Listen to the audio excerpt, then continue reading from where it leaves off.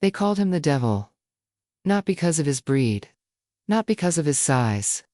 But because of what he did to the last person who tried to touch him. 3 stitches. 17 staples. A scar that ran from wrist to elbow like a zipper that couldn't close. The shelter had a rule after that. No one goes near cage 17. Ever. But rules don't mean much to a 9-year-old girl in a wheelchair who's already learned that barriers are just things other people see. It was raining the day Melissa first saw hen. Not the soft, peaceful kind of rain. The violent kind. The kind that sounds like the sky is trying to break through the roof and drown everything underneath. Hope's End animal shelter smelled like wet concrete and broken promises. Fluorescent lights flickered overhead, casting shadows that made the cages look like prison cells. Somewhere a faucet dripped. Somewhere a dog whimpered. Somewhere a hope was dying one day at a time. Her mother was in the front office, crying into the phone. About medical bills and experimental treatments that insurance wouldn't cover. Melissa sat in her wheelchair in the hallway, small hands gripping the rubber wheels. Listening to the symphony of the shelter. Barking, whimpering. The metallic echo of chain link rattling. And then from somewhere deep in the back a sound that made her stomach drop. Growls so low, it felt like it was coming from beneath the earth itself. Everyone else heard danger. Melissa heard pain. She released the wheel locks. Melissa, no, her mother's voice, distant and frantic. But Melissa was already rolling forward, counting rotations.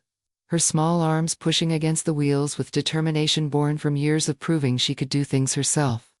The temperature dropped the farther back she went. The air grew thicker, heavier, like grief had settled there and refused to leave. 12 rotations to the corner. 8 more to the corridor's end. The growling stopped. In the sudden silence, Melissa could see him.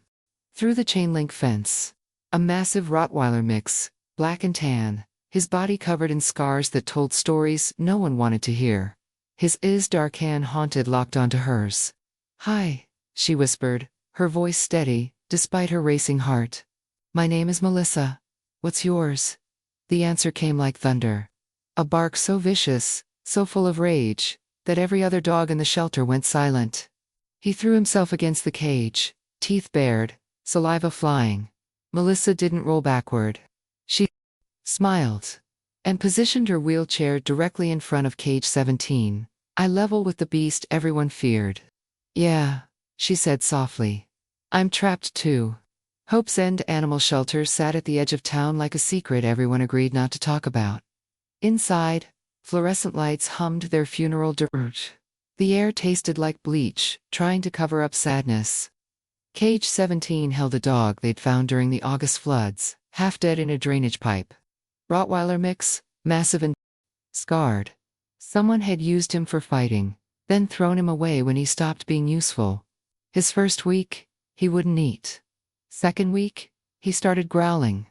Third week, a volunteer thought 15 years of dog training meant something. The attack lasted 4 seconds. The recovery took 4 months. After that, they put a red sign on cage 17. Dangerous. Do not approach euthanasia pending.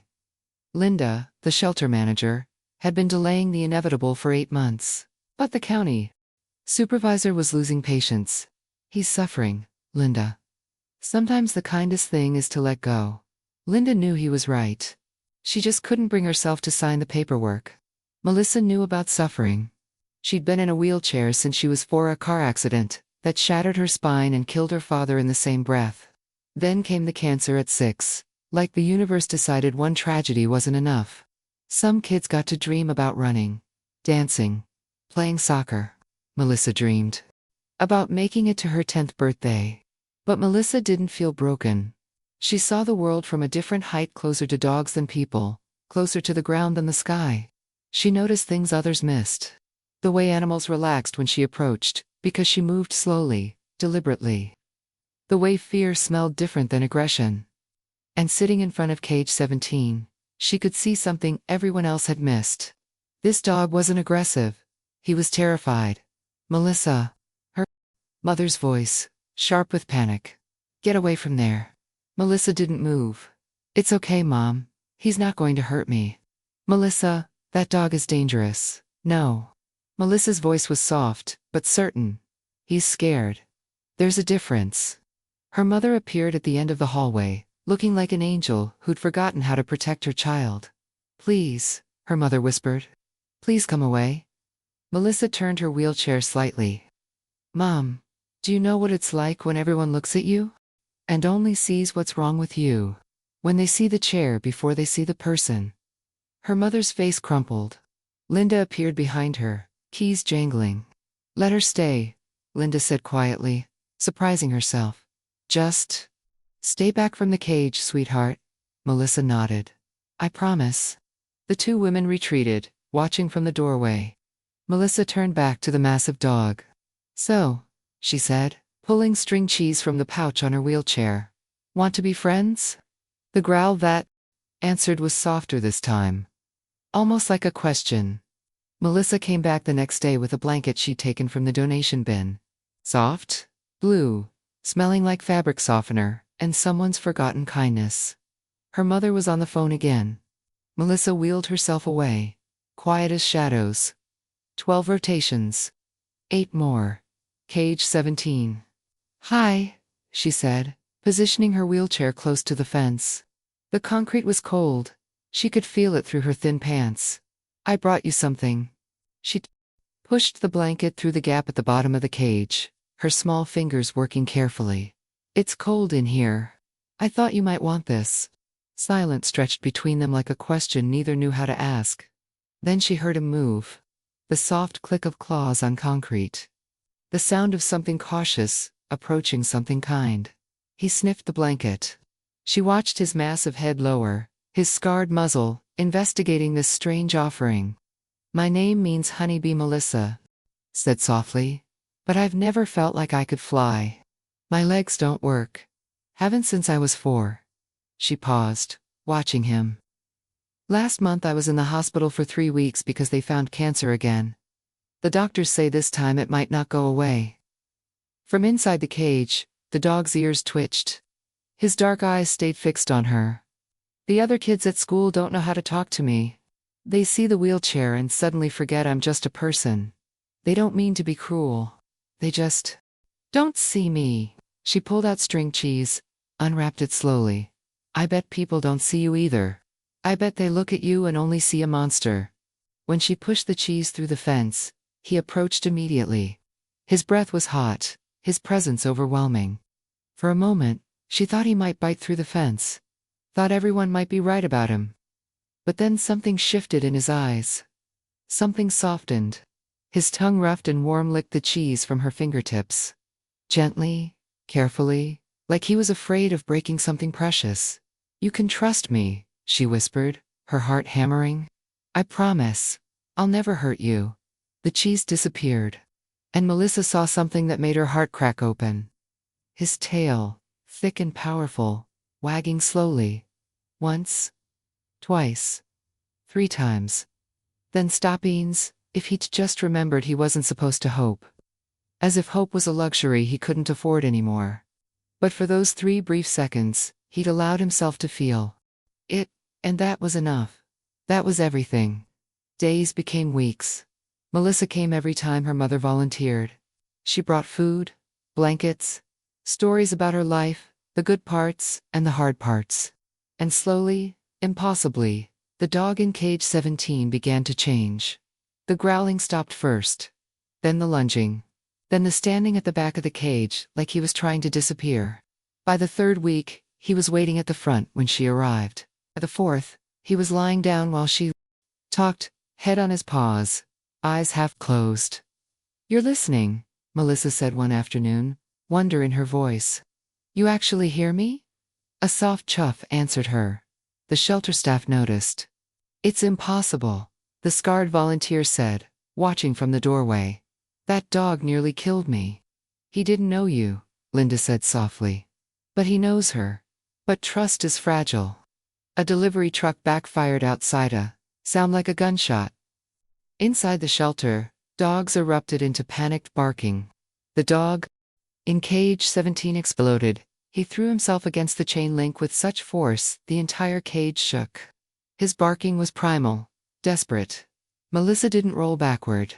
Hey, she said firmly, her voice cutting through the chaos. Look at me. His wild eyes found hers. Breathe, Melissa commanded, her own voice shaking. Just breathe. You're safe. I promise you're safe. The barking continued, but weaker now. Whatever happened to you? Melissa said, tears streaming. It's not happening now. You're here. I'm here. And I'm not leaving. The barking stopped. In its place, a whimper so broken it didn't sound like it came from a dog at all. Okay. Melissa reached through the fence, as far as she could. I'm still here. I'm always here. Okay. And then she felt warmth. He'd pressed his massive head against her hand. Through the fence. Through the fear. Through everything that said this was impossible. Good boy, Melissa sobbed. You're such a good boy, Melissa's mother told her on a rainy Thursday. They were sitting in the van outside the shelter, rain drumming on the roof. The doctors want to try one more treatment, her mother said, voice hollow. But sweetie, it's experimental. And there's only a 30% chance it works. Melissa was quiet. And if I don't do it? Her mother's hands tightened on the steering wheel. Then we make you comfortable. And we love you as long as we can. How long is that?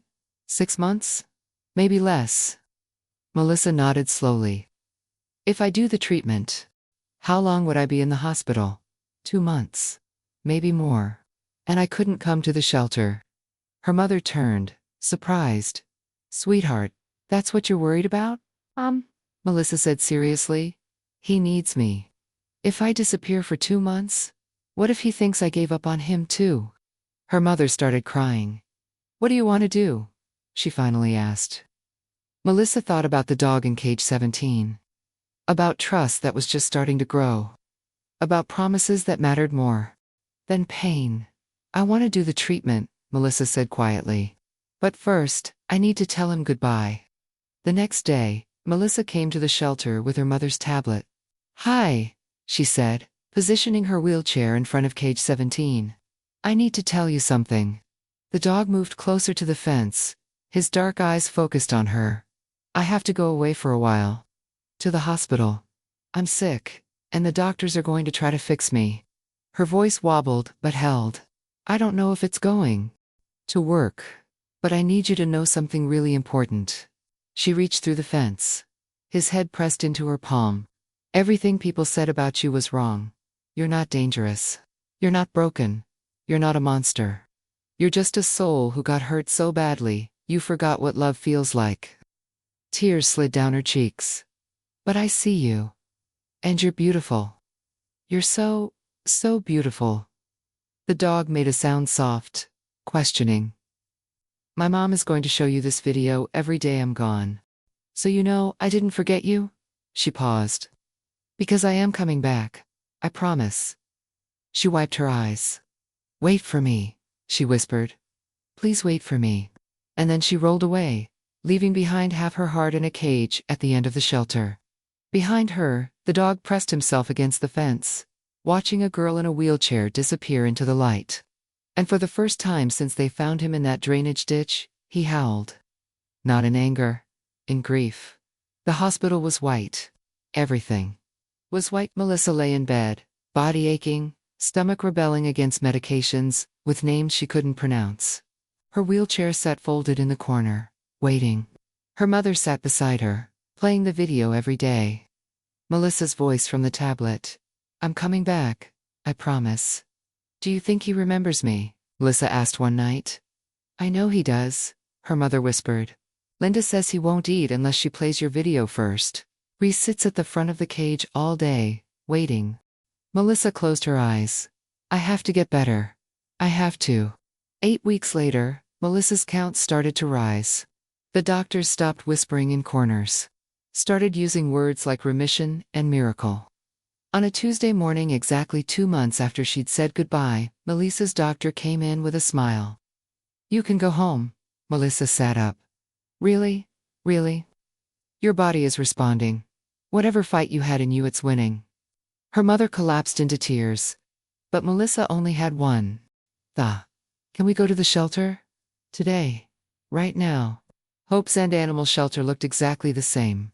But when Melissa wheeled through the door, something was different. The air felt charged. Electric. Like the moment before lightning strikes. Linda was waiting in the lobby, eyes red-rimmed. "He knows," she whispered. "I don't know how, but he knows you're here." From the back corridor came a sound Melissa had never heard before, barking. Not aggressive, not fearful. Joyful. Pure. Unfiltered. Joy. Melissa's hands trembled on her wheels. Can I see him?" Linda nodded, tears already streaming. "Actually, there's something else." She led Melissa to the back office, where adoption papers were spread across the desk. "The county approved it last week," Linda said softly. "If you want him. If your family wants him, he's yours," Melissa's mother gasped. "But the Goresh and the liability. He hasn't growled in 6 weeks," Linda interrupted. "Not once. Whatever Melissa did, she didn't just calm him, she healed him." She paused. Or maybe they healed each other. Melissa didn't wait for permission. She started rolling. 12 rotations. 8 more. Cage 17. Except the cage door was open. And standing in the corridor, trembling with something that looked like disbelief, was the dog who'd waited 2 months for a promise to come true. For a moment, neither moved. Melissa sat in her wheelchair at the end of the corridor, small and fragile. The Rottweiler stood. Outside his cage for the first time in 9 months, free but frozen, as if freedom was something he'd forgotten how to hold. The silence stretched between them, heavy with everything they'd survived. Everything they'd lost. Everything they'd found in each other. And then Melissa spoke. "Hi," she whispered, her voice breaking. "I told you I'd come back." The dog, this creature everyone had written off, this soul everyone had feared, moved forward. Not with aggression. Not with caution. With trust. Pure, complete, world-shattering trust. He walked straight to Melissa and collapsed beside her wheelchair. His massive head resting on her lap, his body pressed against her legs, that couldn't feel but somehow knew he was there. Melissa wrapped her arms around him and sobbed. Her hands found the scars hidden beneath his fur, traced the evidence of pain he'd carried alone for so long. "I missed you," she whispered into his neck. "I missed you so much. I'm sorry I left.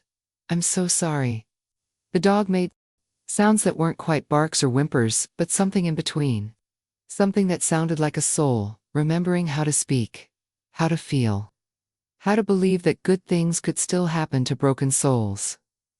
His tail wagged so hard, his entire body shook.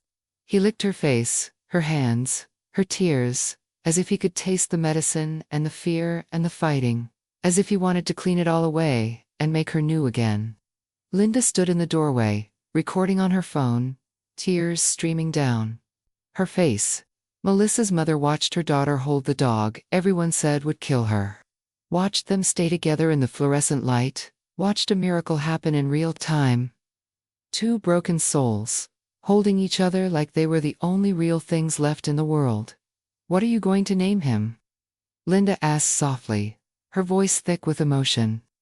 Melissa looked up, her face streaked with tears and joy, and something that looked like coming home after a long exile. "Faith," she said. Simply, "His name is Faith." They went home that day, a girl in a wheelchair, a broken dog, and a mother who'd learned that sometimes the most impossible things are the most true. The first night, Faith wouldn't leave Melissa's side.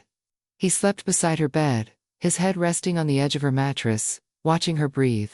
6 months later, Melissa's cancer was in full remission. The doctors couldn't explain it. Called it spontaneous. Called it statistical anomaly. But Melissa knew better. She'd learned something sitting in front of cage 17. That healing isn't always medical. Sometimes it's spiritual. Sometimes it's the simple act of being seen, truly seen by another soul who understands what it means to be broken. Faith had needed someone to believe he was still good. Melissa had needed someone to love her without pity. They'd found each other in the darkest place imaginable. And together, they'd found light. On the 1-year anniversary of their meeting, Melissa and her mother returned to Hope's End Animal Shelter. Not as visitors. As volunteers. Melissa wheeled through the corridor the same path she'd traveled a year ago. Talked to the dogs no one else wanted. The aggressive ones. The scared ones. The ones with red signs on their cages. And Faith walked beside her wheelchair, calm and confident, living proof that the most broken souls can become the most beautiful. "You know what I learned?" Melissa said one afternoon, her hand resting on Faith's head. "Everyone thought I was fixing him. But really, we were fixing each other." Linda, watching from the doorway, smiled. "That's what love does. It doesn't heal just one person. It heals everyone it touches. They say miracles are rare. They say faith is foolish. They say that broken things stay broken. But somewhere in a small town, in a shelter that smells like hope and second chances, a girl in a wheelchair and a once aggressive dog prove every single day that love is stronger than fear, that trust is braver than safety, and that sometimes the weakest hands carry the strongest light. Maybe that's what faith really is, not believing in the impossible, but loving it anyway. Not waiting for proof, but offering your heart first. Not seeing with your eyes, but with every fragile, courageous piece of your soul. Melissa couldn't walk to Faith, but she rolled to him anyway. And that made all the difference. If this story touched your heart, subscribe and join us every week for stories of faith, hope, and the love that heals both humans and animals. Because every soul, no matter how scarred, no matter how broken, deserves someone who believes they're still worth saving. And sometimes, that someone is waiting in the last place you'd ever look.